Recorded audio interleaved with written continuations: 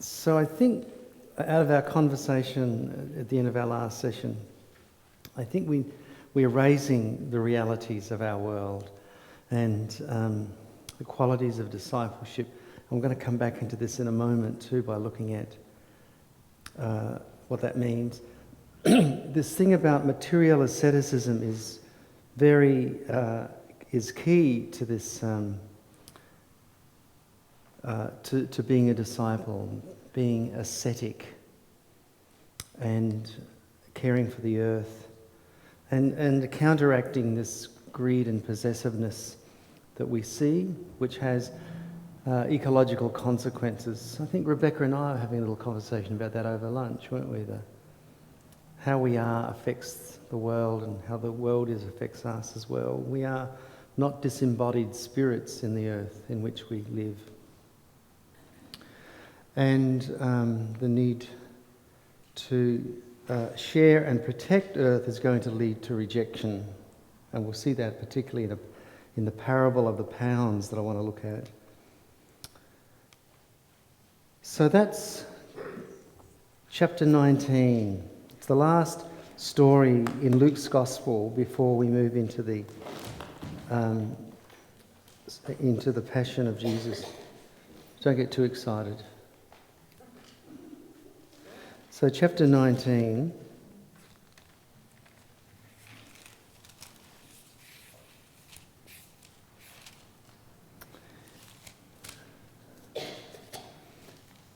Verses 11 to 27.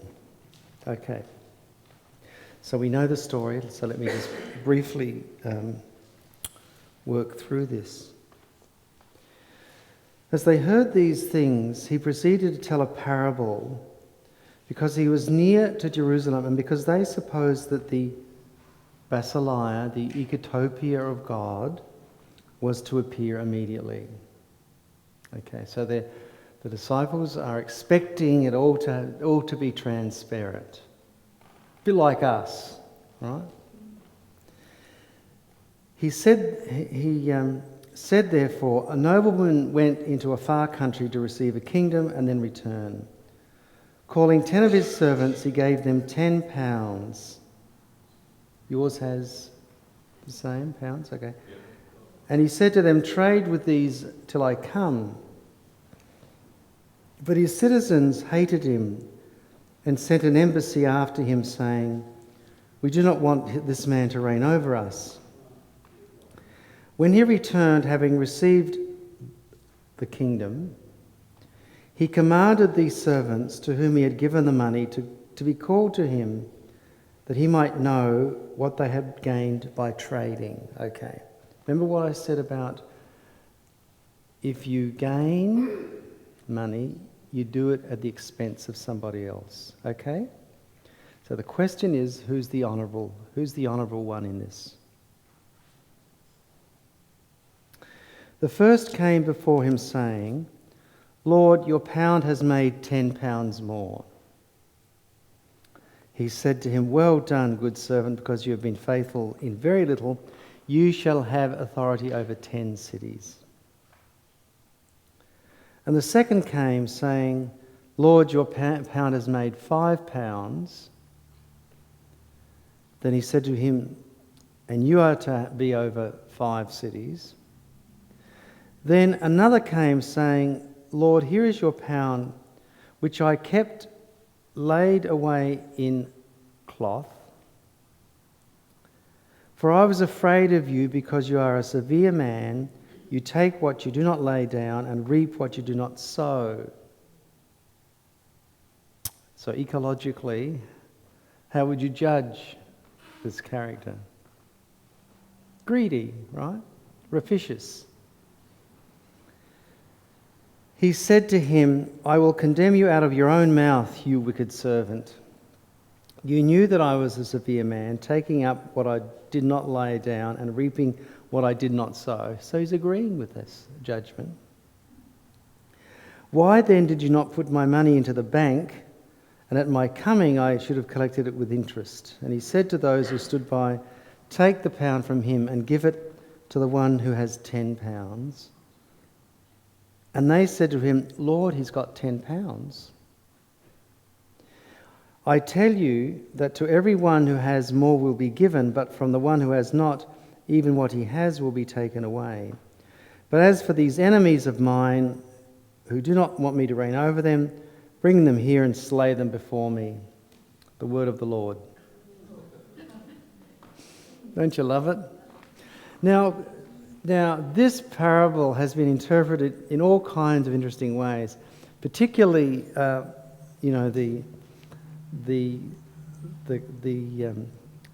owner who's got ownership over this is seen as an image of God, right? And that, and so it could be interpreted as being it's really good to work with the banking industry. You know, why could he not have invested this to get more money? You know, that's that sort of thing. But the point is, who's the one that does the honourable thing out of the three of them? It's the last one. No? The last one is the one that does the honourable thing. Why? Exactly.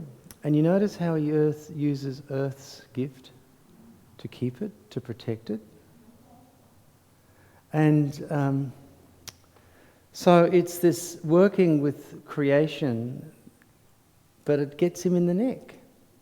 He becomes a victim to the very greed. He himself is victimised by the agent of greed in this narrative. Okay. And this is one interpretation. This is a standard interpretation by Joseph Fitzmyer, who wrote years ago a massive commentary on Luke's Gospel. I mean, I studied with Fitzmyer when I was in Boston College. He was once introduced, Fitzmyer was introduced as knowing more Aramaic than God. And it's true, he does. But this is what he wrote in his commentary. He said, Christian disciples are being taught that they have been entrusted with the secrets of the kingdom, which are depicted as gracious bounties bestowed on them, and for which they may expect a reckoning depending on how reasonably they have trafficked with this God-given heritage. In other words, you've got the gift, you've got to use it. And that's been the standard interpretation. It also comes up in the parable of the talents in Matthew's Gospel. And so the sermon goes, you've got to use your talents, right? That's the way it goes. So the person who does the worst thing is the one that doesn't invest. Well, I think that is totally wrong. I think it's total abrogation of what the story is about. The earth becomes the protection. So what this character demonstrates is ecological friendliness. He's not going to use the money to get more money because it means others are going to go into poverty and it's going to have ecological consequences. And remember that the story is placed right at the beginning. The opening words are, he told this parable because he was near Jerusalem and because they supposed that the kingdom of God was to appear immediately. Well, it's not going to, and it means that the poor are going to get poorer and the rich are going to get richer, and here's the example. So this is like a little snapshot of what's happening in Luke's own day. The poor are getting, hence they say, and that's the reason why the text says in verse 24, he says, take the pound from him and give it to the one who has the 10. And they said to him, Lord, he's got 10 pounds. The rich are getting richer. So you see that? So it's a story about being ecologically sensitive, and yet it won't get you on. You won't become elevated to high status if you're like this. And and so what the story is about is, well, we'd like the basileia to come, but unfortunately, we're still going to experience the struggles of allowing the basileia to be encountered. I mean, that's what the story is. It's a kind of a snapshot of how the world really is. And that's what I think is going on here.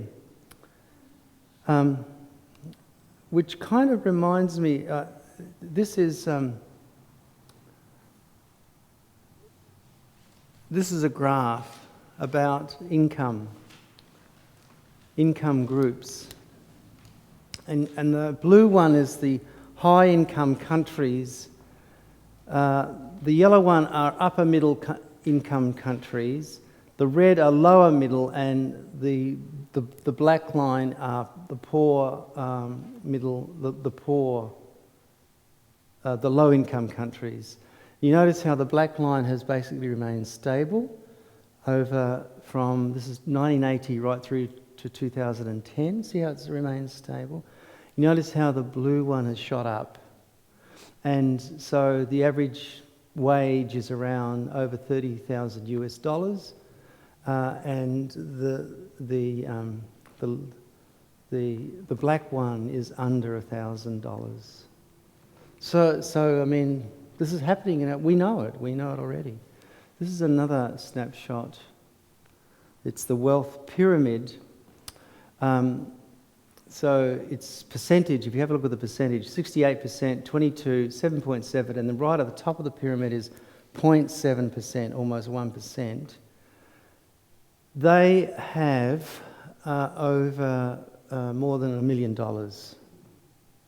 per person. And then the bottom rung have less than $10,000. So the wealth disparity is just getting bigger. And the parable is about that. So 1st century, 21st century, it's just getting worse, like the gap's getting bigger between the rich and the poorer.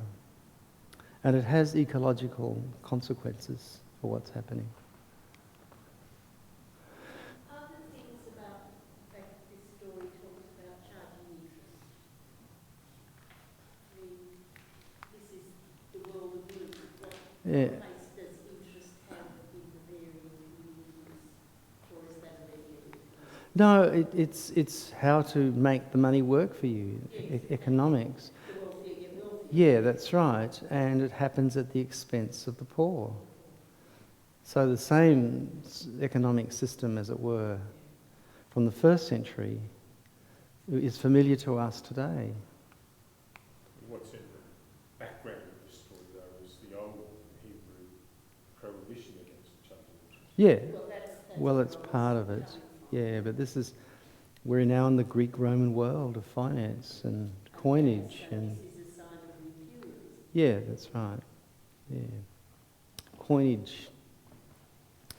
So what I want to do in the last, so we want to, Susan, we want to wind up around about 2:15. Is that right?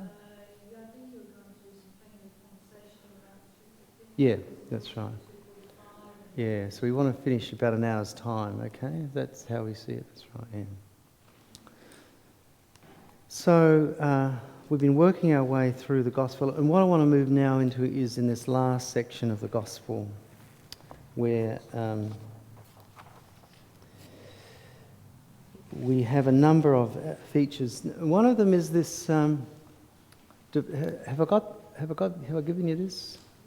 Right, so this is an overview of this section from chapters 19 right through to 24. So it begins, so again it's this, as I see it, a sophisticated kind of onion or chiasm. And it begins with Jesus claiming Jerusalem. He comes in claiming Jerusalem. And it ends with Jerusalem claiming Jesus. Then the next layer is the temple setting, where it's renewed in chapters 19, 45 to 47. And the last, the accompanying layer is this temple setting with Jesus teaching in 21, 1 to 38. Then we have these antagonists, those who are against Jesus, moving into this whole thing about authority, and then right in the middle is this, the real tension that is being experienced by Jesus with the religious leaders. So it begins with this ecological setting. So I want to pick it up then in chapter 19:28. And I did just a little bit of this last night. So it begins with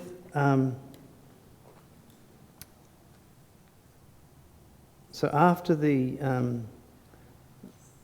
owner of this money saying, as far as these enemies of mine who did not want me to reign over them, bring them here and slay them before me. And then we now move into what's going to happen with one who is about to be slain. So in verse 28, he goes on ahead, he's going up to Jerusalem. So we've now finally arrived at the city that has been leading Jesus and the disciples towards. And he sends two of his disciples saying, "Go into the village opposite, where on entering you'll find a colt tied on which no one has ever yet sat. Untie it and bring it here. If anyone asks you, 'Why are you untying it?' you'll say this, 'The Lord has need of it.'" So those who were sent went away and found it as he had told them. And they brought it to Jesus, and throwing their cloaks or their garments on the colt, they sat Jesus upon it. And as he rode along, they spread their garments on the road. Now, what are you noticing as I say all this, as you read the text? Nothing?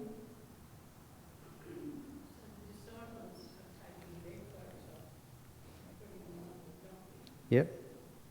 So that the animal becomes a disciple. So the garment, and again this is going back to last night, but the garment identifies the being. So the garment that surrounds Jesus at birth, the garment that surrounds Jesus at death, the garment that surrounds Jesus from Herod, identifies who Jesus is. Here the garment, which is the disciples' garment, is now surrounding the colt. So the animal becomes like a disciple. It identifies it. And also in verse 31, the second part of verse 31, we're told that, not verse 31, verse 30 actually, on which no human being has sat on it. So this is a free animal, but it's been tied up. So the untying of the animal releases the animal, allows the animal to be released, but in doing so it becomes a disciple. It's identified as a disciple. It's very odd, isn't it? Fancy allowing a non-human being to have this agency of discipleship, of carrying Jesus. And then in verse 36, as he rode along, they spread their garments on the road. So their garments now go on the road, which suggests the road becomes part of the scene, part of this welcome by the disciples. So it's a universal event that's affecting this welcome of Jesus. In the ancient world, when the emperor came into the city, the emperor would ride on a horse. So this is the claiming of the city, but in a different way, on an animal that no one has yet ridden and has been released. And as he was now drawing near at the descent of the Mount Olivet, then we get this: the whole multitude of disciples rejoicing praised God with a loud voice for all the wonderful deeds they saw, saying, "Blessed the one who comes, the King, in the name of the Lord, in heaven, peace and glory in the highest." And I was suggesting last night that here we have, at the birth of Jesus, heaven becomes centred in earth. Remember that? The angel was saying, "Glory to God in the highest." And on earth, peace among human beings who enjoy God's favour. So on earth, peace. That's at the beginning of the gospel. Here, it's now in heaven, peace. So there's been this movement in the gospel between heaven and earth, and now it's between earth and heaven. So there's this communion between the primary spheres of the ancient world, this heaven and earth. And it happens on this event of Jesus coming into Jerusalem. And then in verse 39, some of the religious leaders say, "Teacher, rebuke your disciples." And then he answered, "I tell you, if these were silent, the stones would cry out." So it's, again, see, we're so used to seeing it just with Jesus and the disciples and me, we don't see it as a whole, total creation picture that's happening here in what's happening. And again, garments become the way in which the identity is created for the animal and for the earth. And this is what Joel Green writes about this. He says, "Indeed," says Green, "stones, quote unquote, would pick up the chorus of joyful praise were these people silenced, signalling the cosmic repercussions of the consummation of God's salvific plan signified in this event." And now last night we talked about the deaths just seen in Matthew's Gospel, where the graves are opened, the rocks are split on the death of Jesus, and the holy ones move in towards the city and the ancient city. So there is this, for Matthew, there is this very strong cosmic connection in the death of Jesus. Here, says Green, we have it already with the stones flagging this, signalling the cosmic repercussions of the consummation of God's salvific plan signalled in this event. So it's cosmic. It's not just me and Jesus. This privatised way that we've kind of interpreted the Gospels, me and Jesus and my salvation with Jesus. So the scene unfolds. There's this dynamic happening between Jesus and his antagonists, and I've given the outline of that in that overview of this section of Luke's Gospel. Then there's the final meal scene with Jesus and his disciples, and I want to go to that scene now. So if you move over to chapter 22. So in chapter 22, it begins with the Feast of Unleavened Bread drawing near. And the leaders in verse 2 are looking for a way to put Jesus to death. And then in verse 3, Satan enters into Judas Iscariot. Chapter 22, verse 3. So this event that unfolds is the action of the evil one. Remember how in the temptation we hear how Satan disappeared to return at the appointed time, right? Or now Satan reappears. This is the appointed time. So in a sense, this is the action of the evil one, and it's not Judas who is responsible for this. It's the action of the evil one that's entered into Judas. You know how sometimes you hear people jokingly say, "Oh, the devil made me do it"? Have you ever heard that? Yes, it's trying to say, well, I'm not really responsible for this, you know what I mean? I think there's a bit of that here. So then, in verses 7 to 13, Jesus sends two of his disciples off to go and prepare the Passover room.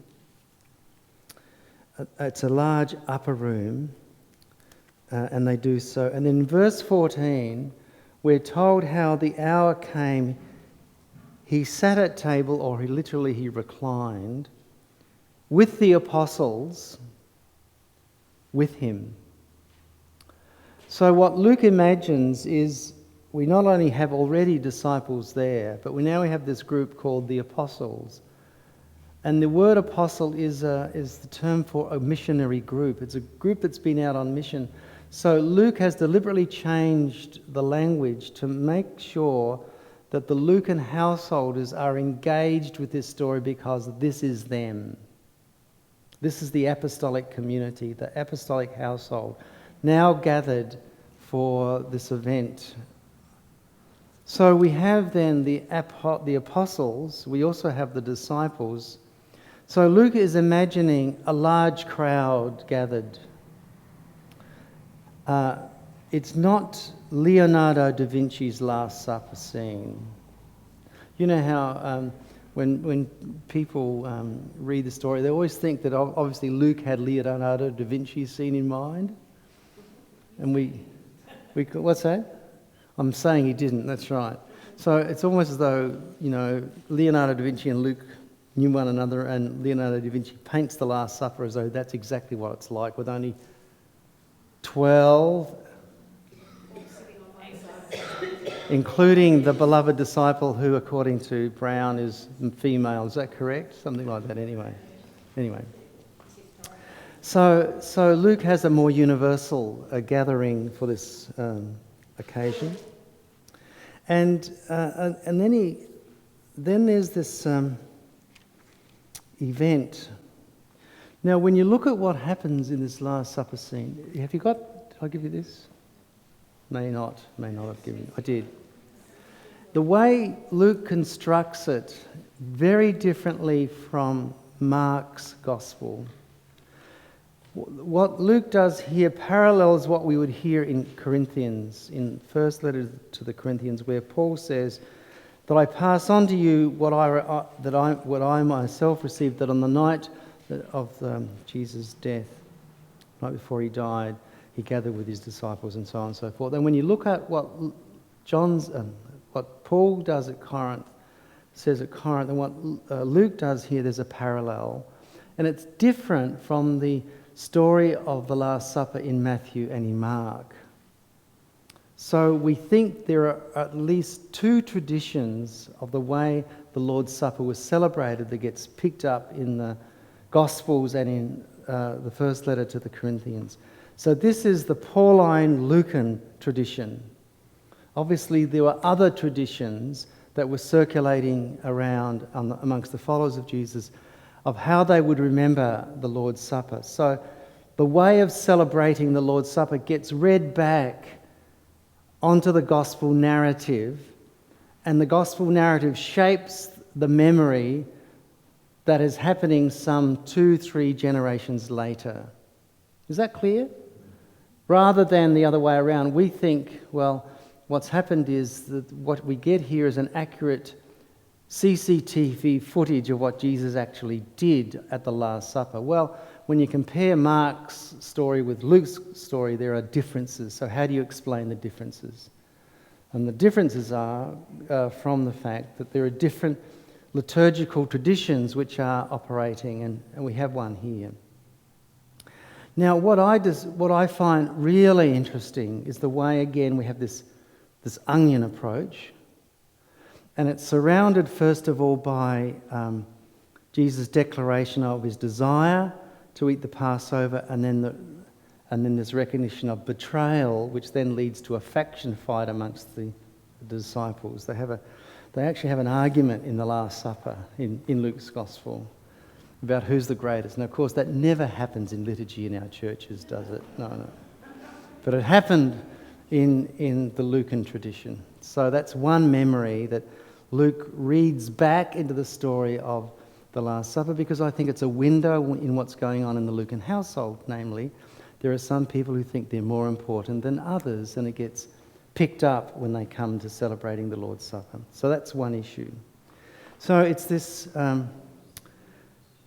So that's what I've got as A. And then the next kind of inner circle is the cup, language around the cup. So in the first cup saying, in verse 17, and he took a cup, and when he had given thanks, he said, "Take this and divide it among yourselves. For I tell you that from now on I shall not drink of the fruit of the vine until the basileia of God comes." And then the second cup saying in verse 22-20, "And likewise the cup after supper saying, the cup which is poured out for you is the new covenant in my blood." Okay. But right in the centre is the words around bread. And he took bread, and when he had given thanks, he broke it and gave to them, saying, "This is my body which is given for you. Do this in remembrance of me."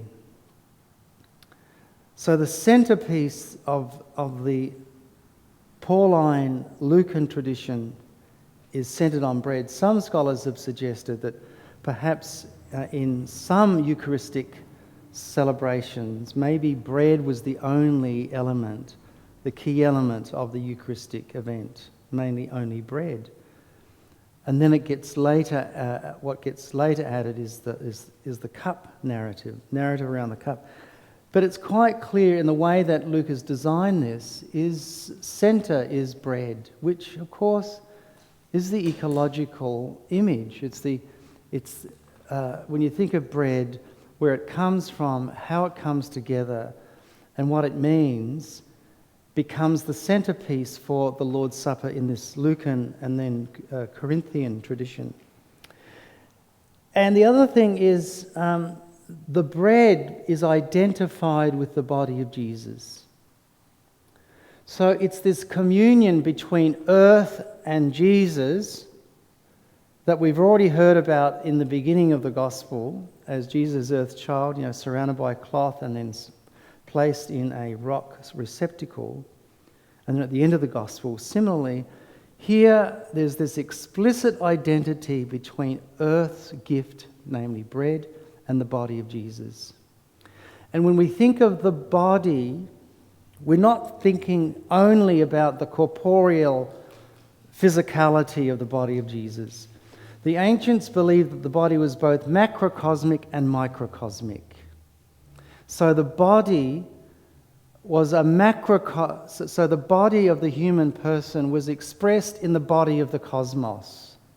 There's a whole Greek philosophical tradition that identifies the human body with the cosmos.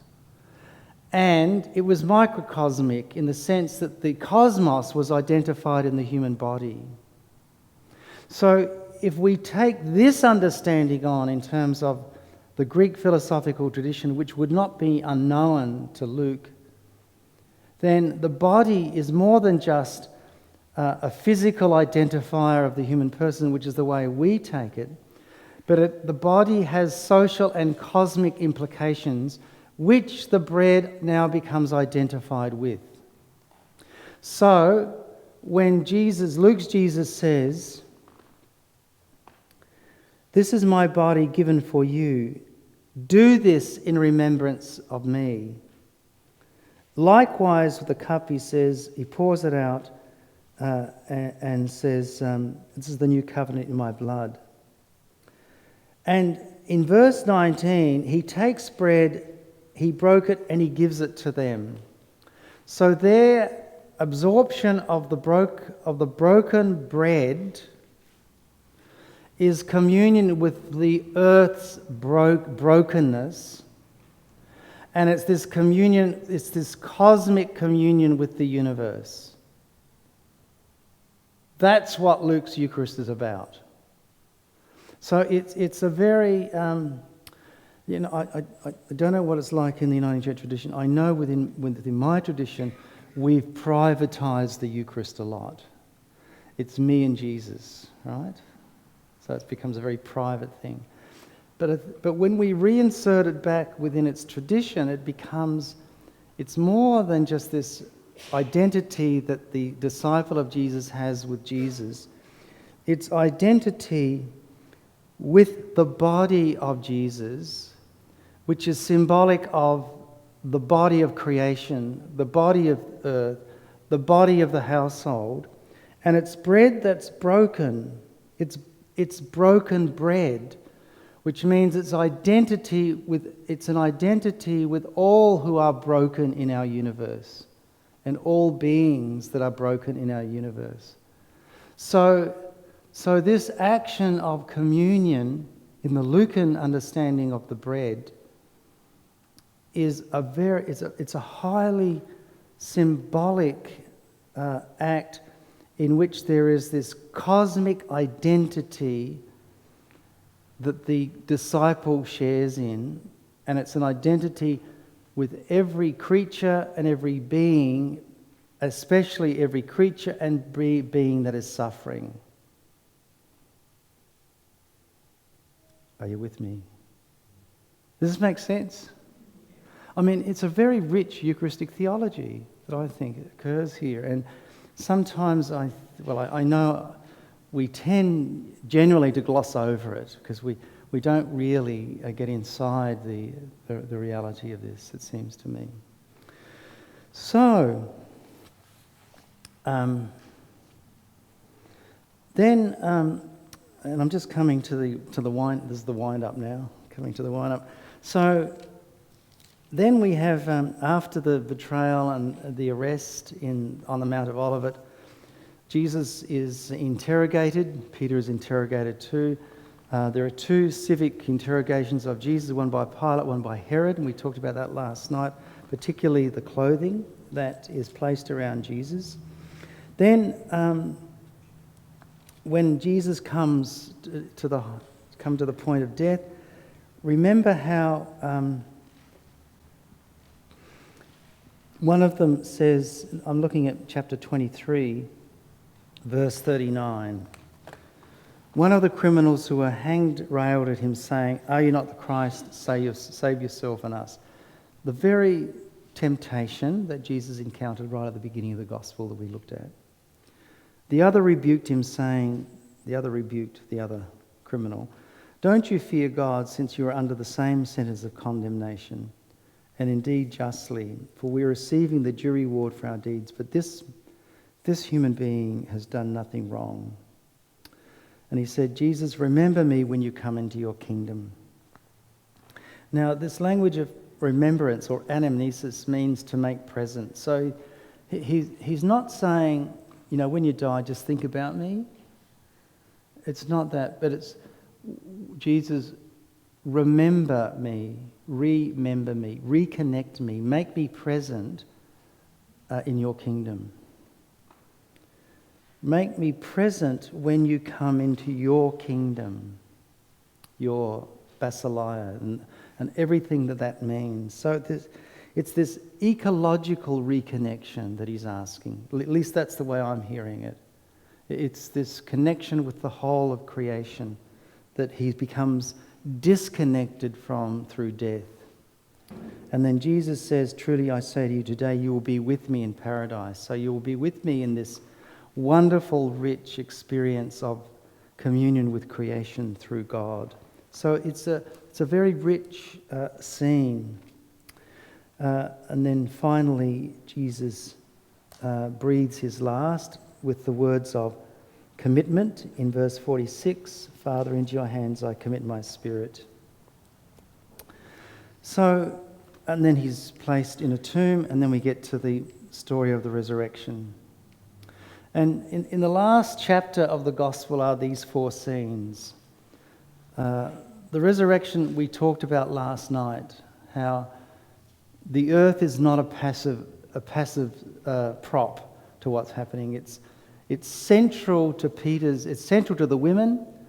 It's central to Peter's coming to Easter faith, and it's central to what happens on the road to Emmaus when the two engage Jesus in the breaking of bread. Then in verse 36 of 24, he stands among them, and they think he's a spirit. They think he's disconnected, as it were, from the world. And then in verse 38, Jesus says, why you're troubled, why do questions rise in your hearts? 39, he says, look at me physically. And then in 41, he says, have you anything here to eat? So eating, like I was just so aware of the lunch we had today, by the way. Thank you, it was beautiful. All these fruits of the earth that we have. Eating connects us to the earth. I mean, it does a lot of other things as well. It makes us, for some of us, more bonded to the earth than we would like sometimes. But eating is this connection back to earth. So what Luke's Jesus is saying, I'm not a disembodied spirit. And I'm not a spirit. I am connected to the earth through this eating. And finally they give him a piece of broiled fish. And he took and he ate. And then he sends them out. He reminds them about their mission. And they're to wait in Jerusalem until they receive the Spirit of God, who will enable them to be witnesses. And then we have this final scene in which the final scene of the gospel. Let me read this for us. Then he led them out as far as Bethany, and lifting up his hands, he blessed them. While he blessed them, he parted from them and was carried up into heaven. And they returned to Jerusalem with great joy and were continually in the temple blessing God. Now, in this ascension scene, a number of things have happened. First of all, Jesus is clothed. The clothing that he had from Herod continues on. At least we don't hear about him, haven't taken off. We are aware that Jesus too has connected to earth's gifts through the food that he's eaten with his disciples, through the act of eating, which brings him into solidarity with his disciples and with the earth community. So there is this communion then with earth's household that occurs. And then, and it's that communion then that continues as Jesus departs from them. While he blessed them in verse 51, he parted from them and was carried up into heaven. So the blessing that Jesus offers the household continues historically. It doesn't cease. And then we're told right at the end that they go back to the temple. So the gospel ends where it begins. So that's what I wanted to do today. I've got some summary ideas and some implications for us in our worship and prayer and so on. So would you like to take a few moments just with the person next to you, if they're okay to do this, awake or whatever, and just tell me what you've been hearing or seeing or interpreting as we've been going through this part of Luke's Gospel. Just for a few minutes.